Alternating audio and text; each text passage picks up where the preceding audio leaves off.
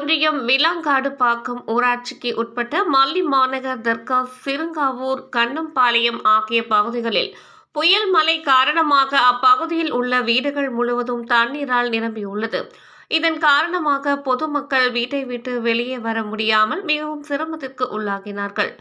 இதுகுறித்து கேள்விப்பட்ட முன்னாள் ஊராட்சி மன்ற தலைவர், முன்னாள் புழல் ஒன்றிய செயலாளர் சரவணன் மற்றும் முன்னாள் ஊராட்சி மன்ற தலைவர் பாரதி சரவணன் ஆகியோர் பாதிக்கப்பட்ட மக்களை நேரடியாக சென்று ஆறுதல் கூறி அவர்களுக்கு தேவையான அடிப்படை வசதிகளை செய்து கொடுத்ததுடன் தினமும் உணவு வழங்கி வருகின்றார்கள்.